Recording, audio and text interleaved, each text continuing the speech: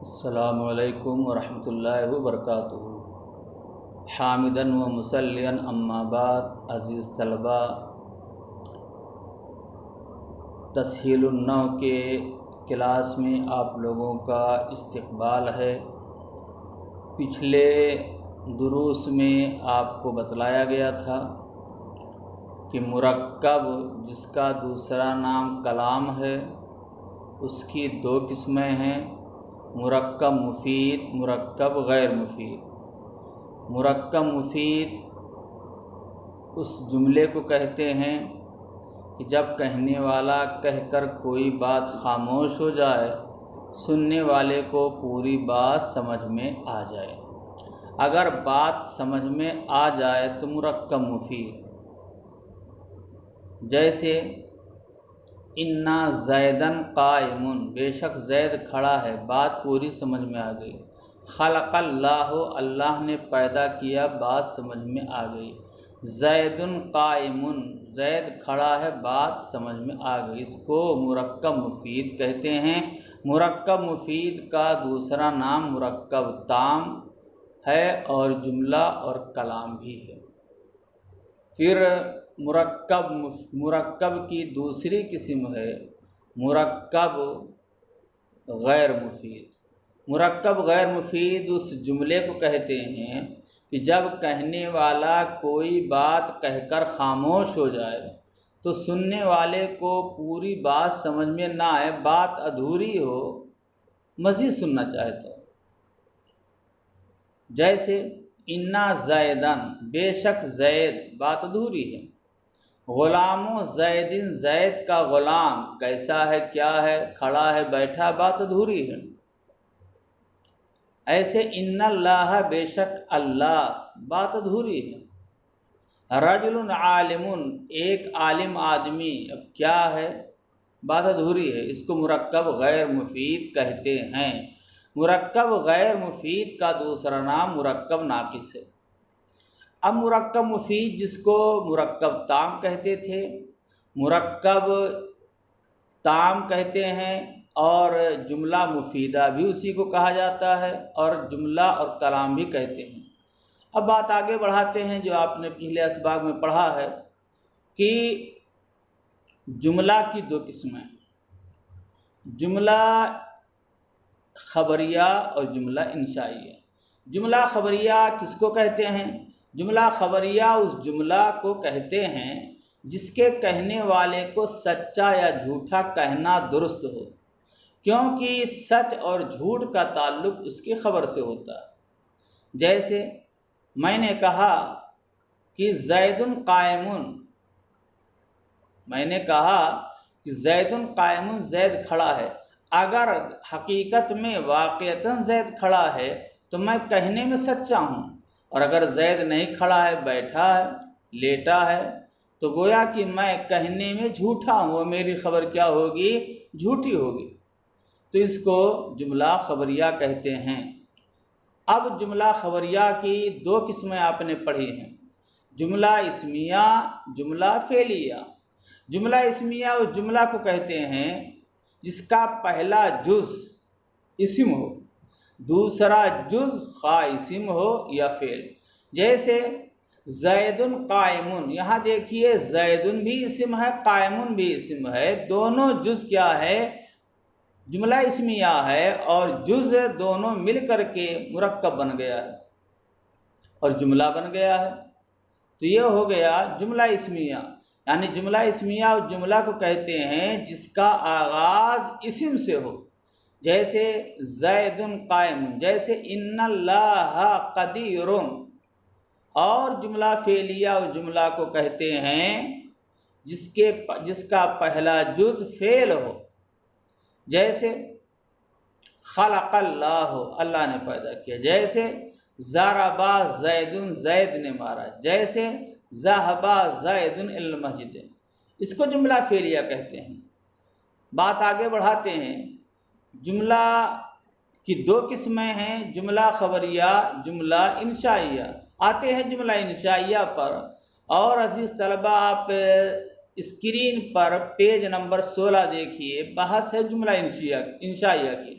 اس بحث میں آپ کو بلیک بورڈ پر اس بحث کے تعلق سے سمجھایا گیا تھا کہ جملہ انشائیہ کسے کہتے ہیں اور اس کی 10 قسمیں کیا کیا ہیں مثالوں کے ساتھ کتاب میں دیکھتے ہیں اور کتاب کی عبارت کو سمجھنے کی کوشش کرتے ہیں۔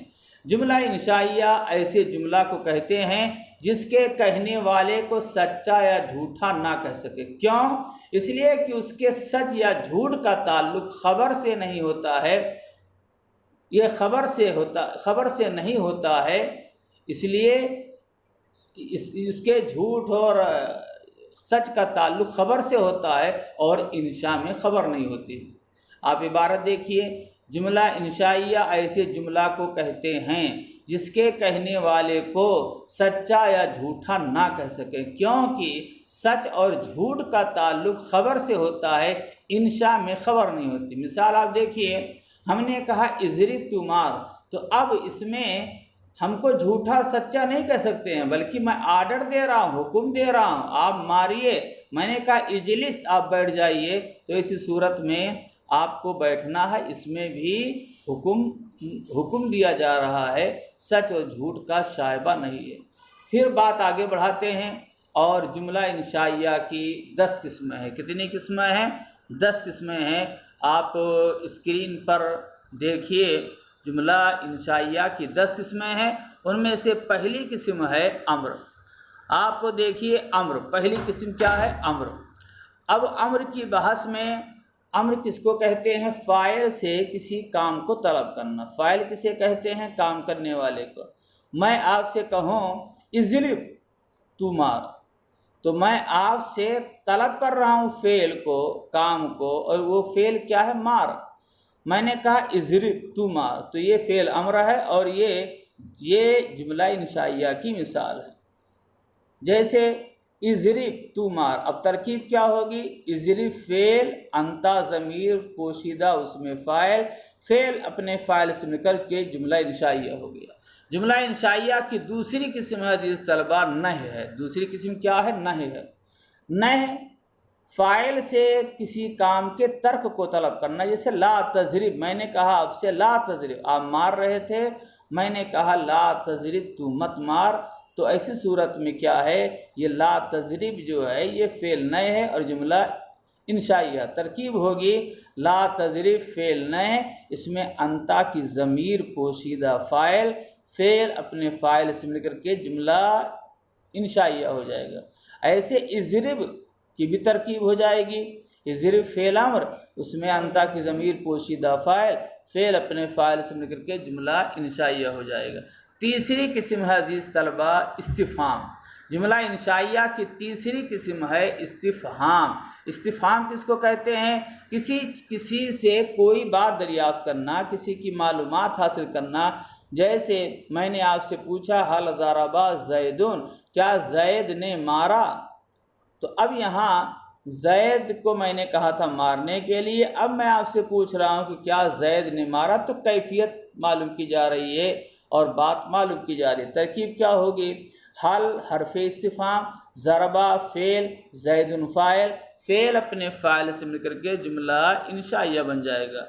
جملہ انشائیہ کی چوتھی قسم ہے تمنی۔ تمنی کہتے ہیں کسی چیز کے حاصل ہونے کی آرزو کرنا۔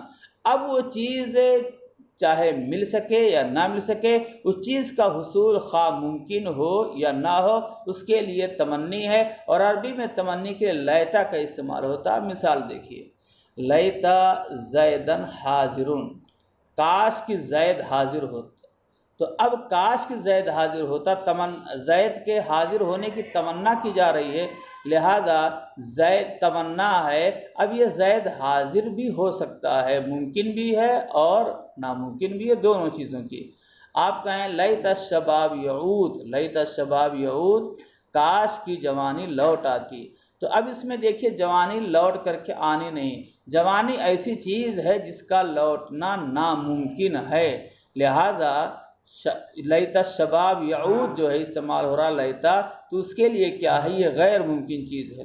ترکیب دیکھیے، لیتا ہر مشبہ بالفعل، زید اس کا اسم، حاضر اس کی خبر، لیتا اپنے اسم اور خبر سے مل کر کے جملہ انشائیہ بن رہا ہے۔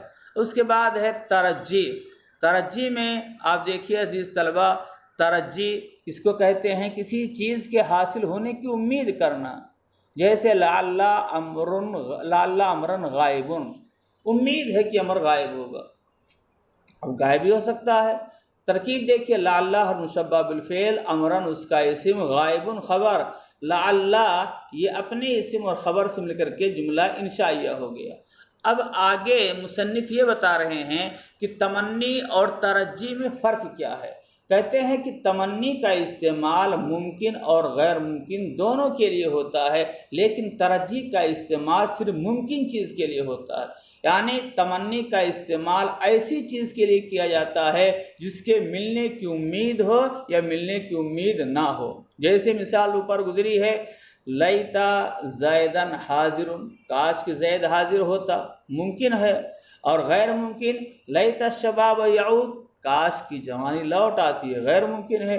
تو تمنی کا استعمال ممکن اور غیر ممکن دونوں چیزوں کے لیے ہوتا ہے، لیکن ترجی کا استعمال صرف ممکن کے لیے ہوتا ہے، یہ ہے فرق۔ اور دوسری بات یہ ہے کہ تمنی کے لیے لیتا کا استعمال ہوگا اور ترجی کے لیے لعل، جیسے لعل الشباب یعود، امید ہے کہ جوانی لوٹ آئے گی، آپ یہ نہیں کہہ سکتے ہیں، بلکہ یہاں پر شباب کا استعمال نہیں کر سکتے ہیں اس لیے کہ یہ غیر ممکن چیز ہے، لعل امرن یعود یہ کہہ سکتے ہیں۔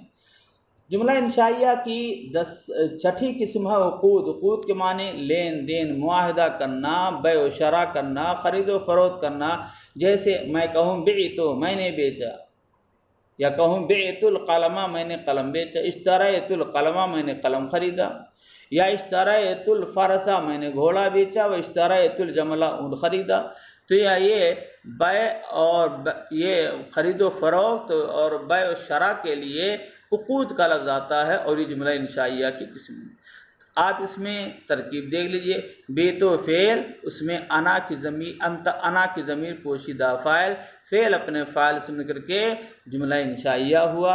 اشتریت و فعل، اس میں انا کی ضمیر پوشیدہ فاعل، فعل اپنے فاعل سے مل کر کے جملہ انشائیہ ہو گیا۔ اب اسی کو بیچ میں بتایا گیا ہے، ترکیب آپ کو کر دیا ہوں۔ جملہ انشائیہ کی ساتویں قسم ہے ندا۔ ندا کہتے ہیں کسی کو پکارنا اور اپنی جانب متوجہ کرنا۔ اب اگر جس حرف سے پکارا جائے گا اس کو ندا، اور جس کو پکارا جائے گا اس کو منادہ کہیں گے، جیسے یا اللہ، یا زید۔ اب یا اللہ کے اندر یا حرف ندا ہے اور اللہ کیا ہے؟ منادہ ہے۔ تو اگر کسی جملے میں، سنٹنس میں یا حرف ندا آ جائے تو یہ بہت بڑی علامت ہے کہ یہ جملہ انشائیہ کی مثال ہے۔ ترکیب آپ دیکھیے، یا حرف ندا، اور یاد رکھیے یا حرف ندا یہ قائم مقام ادعو کے ہے۔ اب اصل عبارت ہوگی ادعو اللہ، میں اللہ سے دعا کرتا ہوں۔ اب ترکیب کیا ہوگی؟ ادعو فعل، اس کے اندر انا کی ضمیر پوشیدہ فاعل، اللہ مفعول، فعل اپنے فاعل اور مفعول بھی سے مل کر کے جملہ انشائیہ ہوگا معنن، اور لفظاً کیا ہوگا؟ جملہ فعلیہ خبریہ ہوگا، معنن انشائیہ ہوگا۔ جملہ انشائیہ کی آٹھویں قسم ہے عرض۔ عرض کے معنی درخواست پیش کرنا، مخاطب کو بہت نرمی کے ساتھ کسی چیز کے حاصل کرنے کی توجہ دلانا، اس کو اردو محاورے میں درخواست پیش کرنا کہتے ہیں۔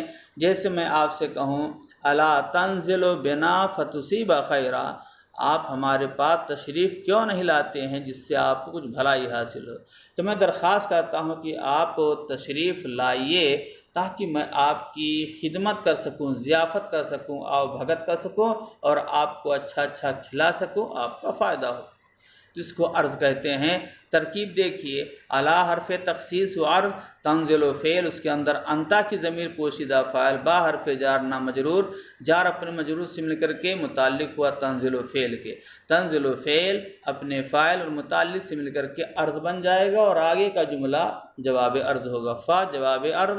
اس کے بعد ان پوشیدہ ہے، اصل ہے ان تصیبہ، تصیبہ فعل، اس کے اندر انتا کی ضمیر پوشیدہ فاعل، خیرم مفعول بھی، فعل اپنے فعل اور مفعول بھی سے مل کر کے جواب عرض۔ اب جوڑ دیجئے، عرض اپنے جواب عرض سے مل کر کے جملہ فعلیہ انشائیہ ہوا۔ آپ ترکیب کی کتاب شرح تعمیر پڑھ رہے ہیں اور سمجھ میں ترکیب آ رہی ہے، اس سے آپ یہاں کی بھی ترکیب کو سمجھ سکتے ہیں۔ جملہ انشائیہ کی نویں قسم قسم۔ قسم کس لیے کھائی جاتی ہے؟ کسی بات کو پختہ کرنے کے لیے، خبر کو پختہ کرنے کے لیے، تاکہ لوگوں کو یقین ہو سکے۔ جیسے واللہ لانصرن زیدن، اللہ کی قسم میں زید کی ضرور مدد کروں گا۔ اب اس میں دیکھیے ترکیب، واو قسمیہ، اللہ واو قسمیہ حرف جار، اللہ مجرور، جار اپنے مجرور سے مل کر کے متعلق ہوگا اقسمو فعل محذوف کے۔ اقسمو فعل محذوف اپنے اس کے اندر انا کی ضمیر پوشیدہ فاعل، فعل اپنے فاعل سے مل کر کے قسم، لانصرن فعل اس کے اندر انا کی ضمیر پوشیدہ فاعل۔ اب ترکیب جوڑ رہا ہوں، فعل اپنے فاعل سے مل کر کے جواب قسم، قسم اپنے جواب قسم سے مل کر کے جملہ انشائیہ ہو جائے گا۔ اب جملہ انشائیہ کی 10ویں اور آخری قسم ہے تعجب، کسی ایسی چیز کو معلوم کرنا جس کا سبب پوشیدہ ہو، اس کو تعجب کہتے ہیں۔ اس کے دو صیغے ہیں، نمبر 1 افعل، نمبر 2 افعل بھی۔ جیسے میں کہوں ما احسنہ، وہ کس قدر حسین ہے، یا کہوں احسن بھی، وہ کس قدر حسین و جمیل ہے، دونوں کا معنی ایک ہوگا۔ اب ما احسنہ اور احسن بھی الگ الگ جملہ ہو گیا، دونوں کی ترکیب کر رہا ہوں۔ ما استفہامیہ اور ما استفہامیہ یہ شیئن عظیم کے معنی میں ہے۔ اب شیئن عظیم موصول صفت مل کر کے مبتدا، احسن فعل، اس کے اندر ہوا کی ضمیر پوشیدہ فاعل، اور ہا کیا ہے، ہو ضمیر منصوب۔ اب جوڑتا ہوں، فعل اپنے فاعل اور مفعول بھی سے مل کر جملہ فعلیہ ہو کر کے ما مبتدا کی خبر، مبتدا اپنی خبر سے مل کر کے جملہ انشائیہ ہو گیا۔ اس طریقے سے دوسرا صیغہ ہے فعل تعجب کا احسن بھی۔ احسن فعل امر ہے، اس کے اندر جو ہے انتا کی ضمیر پوشیدہ فاعل ہے، فعل اپنے فاعل سے مل کر کے جملہ انشائیہ ہو جائے گا۔ اور اس کے بعد فائدہ ہے، فائدہ آپ پڑھ لیجئے گا، سوالات آپ کو بتلائے جا چکے ہیں۔ اب چلتے ہیں مرکب غیر مفید۔ مرکب غیر مفید اس مرکب کو کہتے ہیں جب کہنے والا کوئی بات کہہ کر خاموش ہو جائے، سننے والے کو پوری بات سمجھ میں نہ آئے، بات ادھوری ہو، مزید سننا چاہتا ہو، تو اس کو مرکب غیر مفید کہتے ہیں۔ مرکب غیر مفید کی دو قسمیں ہیں، مرکب تقییدی، مرکب غیر تقییدی۔ مرکب تقییدی اس مرکب کہتے ہیں جس میں دوسرا جز پہلے جز کے لیے قید ہو۔ آپ جانتے ہیں مرکب کس کو کہیں گے؟ اس جملہ کو جو دو لفظوں سے مل کر بنا ہو یا دو سے زائد سے مل کر بنا ہو۔ جب دو لفظوں سے مل کر بنا ہوگا تو گویا کہ جملے کا دو جز ہوگا، ایک پہلا جز، ایک دوسرا جز۔ اب دوسرا جز پہلے جز کے لیے قید ہو، تخصیص کا کام دے رہا ہو، تو اس کو مرکب تقییدی کہتے ہیں۔ اور مرکب تقییدی کی دو قسمیں ہیں، نمبر 1 مرکب اضافی، نمبر 2 مرکب توصیفی۔ مرکب اضافی کس کو کہتے ہیں؟ اس مرکب کو کہتے ہیں جس میں پہلا جز مضاف ہو اور دوسرا جز کیا ہو، مضاف الیہ۔ یعنی مرکب اضافی اس جملے کو کہتے ہیں جس کو جو ہے اضافت سے شروع کیا جائے۔ جیسے غلام و زید، اب زید ہم نے استعمال نہیں کیا تھا تو غلام عام تھا، کسی کا بھی غلام ہو سکتا تھا، لیکن زید ہم استعمال کیے تو اس میں کیا ہے، پہلا جز یہ دوسرے جز کے لیے یہ قید ہو گیا۔ اب زید ہی کا غلام یہاں مراد ہوگا، غلام و زید دوسرے کا غلام نہیں ہوگا۔ تو اب زید کی وجہ سے غلام جو عام تھا اس میں تخصیص اور تقییدی معنی پیدا ہو گیا۔ مرکب توصیفی اس کو کہتے ہیں مرکب کو جس میں پہلا جز موصوف ہو اور دوسرا جز کیا ہو، صفت ہو۔ عربی میں موصوف پہلے صفت بعد میں، اور دونوں کا اعراب ایک ہوتا ہے، مذکر ہونے میں، مذکر میں اور مؤنث میں، معرفہ نکرہ میں، اور واحد تثنیہ جمع اور اعراب میں سب موصوف صفت میں مطابقت ہوتی ہے۔ جیسے آپ کہیں رجل عالم، رجل عام تھا لیکن عالم لا کر کے خاص کر دیا گیا۔ رجل موصوف، عالم صفت، رجل عام تھا، عالم کی وجہ سے اس میں تخصیص پیدا ہوگی۔ مرکب غیر مفید کی دوسری قسم ہے مرکب غیر تقییدی۔ مرکب غیر تقییدی اس مرکب کو کہتے ہیں جس میں دوسرا جز پہلے جز کے لیے قید نہ ہو۔ پہلے کیا تھا، قید تھا، اس میں قید نہ ہو۔ اس کی 3 قسمیں ہیں، نمبر 1 مرکب بنائی، نمبر 2 مرکب صوتی، نمبر 3 مرکب مناصر۔ مرکب بنائی اس مرکب کو کہتے ہیں جس میں پہلے اسم کو دوسرے اسم کے ساتھ ربط دینے والے حرف یعنی واو کو حذف کر کے دونوں اسموں کو ملا کر ایک کر لیا جائے۔ آپ دوسرے الفاظ میں سمجھ لیجئے مرکب بنائی اس مرکب کو کہتے ہیں جس میں دو اسموں کو ملا کر کے ایک کر دیا جائے اور دوسرا اسم اپنے سے پہلے کوئی حرف واو چاہتا ہو۔ سمجھ بات آ رہی ہوگی؟ مرکب بنائی اس مرکب کو کہتے ہیں، اس جملے کو کہتے ہیں جس میں دو اسم کو ملا کر کے ایک کر دیا جائے اور دوسرا اسم اپنے سے پہلے کوئی حرف واو چاہتا ہو۔ جیسے احدی عشرہ، احدی عشرہ کے معنی 11، یعنی 10 اور 1 11، تو احدی عشرہ کی اصل عبارت ہے احد و عشرون، تو عشرہ سے پہلے واو جو ربط کے لیے تھا واو کو حذف کر دیا گیا ہے۔ ایسے اور مثالوں کو بھی آپ دیکھ سکتے ہیں، غور کر سکتے ہیں۔ اور دوسری قسم ہے مرکب غیر تقییدی کی مرکب صوتی۔ مرکب صوتی ایسے مرکب کو کہتے ہیں جس میں دوسرا جز جو ہے صوت ہو، آواز آ رہی، جیسے سیب وے، سیب وے کے اندر سیب جو ہے یہ پہلا جز ہے اور وے جو ہے دوسرا جز ہے، اور دونوں مل کر کے مرکب بن رہے ہیں۔ اس میں دوسرا جز جو وے ہے اور اس میں آواز آ رہی۔ مرکب صوتی کا پہلا جز فتحہ پر مبنی ہوتا ہے اور دوسرا جز کسرہ پر مبنی ہوتا ہے، جیسے سیب وے۔ یہ امام النحو عمرو بن عثمان شیرازی کا لقب ہے۔ اب اس کے بعد تیسری قسم ہے مرکب غیر تقییدی کی مرکب مناصر۔ مرکب مناصر، مرکب بنائی کی تعریف آپ نے پڑھی، سنا، سمجھا کہ ایسے مرکب کہتے ہیں جس میں دو اسموں کو ملا کر کے ایک کر دیا گیا ہو لیکن دوسرا اسم اپنے سے پہلے کوئی حرف واو چاہتا ہو۔ اس میں کیا ہوگا؟ دو اسموں کو ملا کر ایک کر دیا گیا ہو لیکن دوسرا اسم اپنے سے پہلے کوئی حرف واو نہ چاہتا ہو۔ جیسے بالا بک، بال ایک بت کا نام ہے جس کو حضرت الیاس علیہ السلام کی قوم پوجا کرتی تھی، اور بک اس شہر کے بنانے والے کا نام ہے، یا ایک ہی بت بنانے والے کا نام ہے۔ اب دونوں دو الگ الگ نام تھے، بک الگ تھا اور بال الگ تھا، دونوں کو ملا کر کے ایک علاقے کا نام، ایک شہر کا نام رکھ دیا گیا بالا بک۔ اب ان دونوں اسموں کے درمیان واو نہیں ہے اور نہ ہی دوسرا اسم اپنے سے پہلے کوئی حرف واو چاہتا ہے۔ ایسے آپ مثال لیجئے حضر موت، حضر الگ اسم ہے، موت الگ اسم ہے، دو اسموں کو ملا کر کے ایک جملہ بنا دیا گیا، مرکب بنا دیا گیا، لیکن دوسرا اسم اپنے سے پہلے کوئی حرف نہیں چاہتا ہے۔ اور باقی باتیں کتاب میں آپ ملاحظہ کر لیجئے، اور جو چیز سمجھ میں نہ آئے اس کو پرسنل نمبر پہ آپ رابطہ کر کے اور معلومات حاصل کر سکتے ہیں۔ اور نیچے عزیز طلباء سوالات دیے ہیں، آپ سوالات کو غور سے پڑھیے اور اس کا جواب لکھ کر کے آپ پرسنل پر بھیجیے تاکہ آپ کے جوابات کی تصحیح ہو سکے۔ اللہ رب العالمین آپ لوگوں کو محنت سے پڑھنے کی توفیق عطا فرمائے، اور جو باتیں بتائی گئی ہیں اس کو سمجھنے، غور کرنے کی توفیق دے، اور نحو کے قواعد کو ازبر کرنے کی بھی توفیق دے۔ اور جو سوالات کتاب میں دیے گئے ہیں صفحہ 22 پر ان سوالات کو حل کرنے کی توفیق عطا فرمائے، آمین۔ السلام علیکم ورحمۃ اللہ وبرکاتہ۔